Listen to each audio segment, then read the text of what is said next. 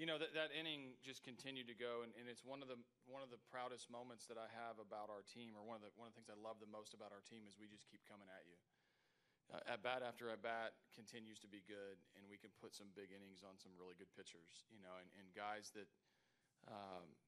if we get something extra, an extra walk, an extra base runner like today, we've been pretty good at capitalizing on some things. So. But when we put at bats like that together in a row, we're pretty dangerous. You guys lead the league in home runs, but the innings like that seem to come more with singles and doubles and things like that. Sure. In terms of how to wait out proper. Yeah, I think it's just really concentrating on getting good at bats. Our guys don't want to give any at bats away, and we talked about in Toronto one of the best games of the year was the Sunday game in Toronto because we didn't give at bats away, even though we pulled away pretty easily there. But that type of inning, the base hits, the continual. Hand the next at bat to the next guy in a good position. It's, going first to third in a couple ways. So we just did a lot right to have a big inning like that.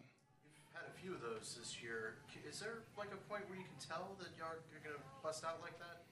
Well, I think we're going to do it from the very get-go when George Springer leads off. I mean, we do have a good tone setter at the top, but I think it's just you earn that distinction of that feeling or that emotion over the course of the season, and I think look, our 8-hole hitter tonight had 15, 16 home runs on the year, and he hit a homer tonight. So I think it's just indicative of a really deep lineup, and it can come at any point. But our guys put up pretty quality at bats, pretty routinely. I think the break coming after only one start of the deal had anything to do with Morton not really having quite the control. I think both teams looked like they had 4 days off.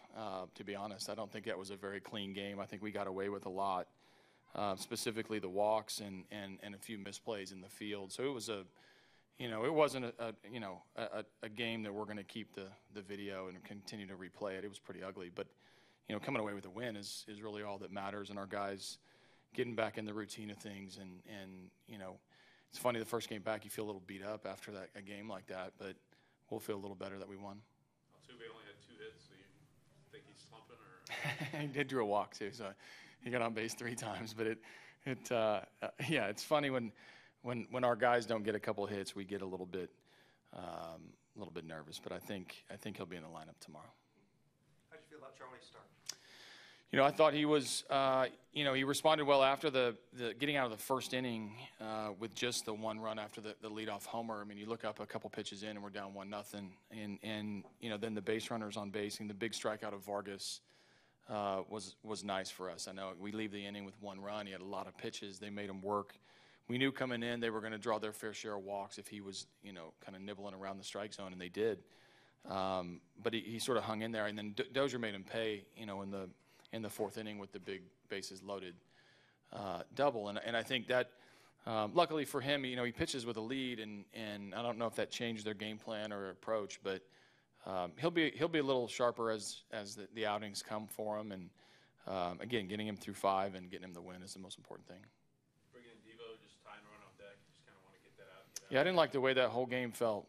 From the time. I mean, obviously, I felt really good at 10-1, and then it slowly was starting to deteriorate. They were getting a lot of base runners. They stranded a lot of base runners tonight, and so it just wasn't worth not going to our guys and getting Gregerson hadn't pitched in a while, and Giles hadn't pitched a ton in the last 2 weeks. I just wanted the game to end, so I used our best guys. One thing before we leave, we're going to have a transaction. We're going to put Will Harris on the disabled list, the 10-day disabled list. We'll retro it back 3 days, and we'll have a corresponding move tomorrow with right shoulder inflammation. It's been bugging him a little bit throughout the last series. He didn't pitch in Toronto, so he was kind of on again, off again. He pitched in Atlanta, felt okay.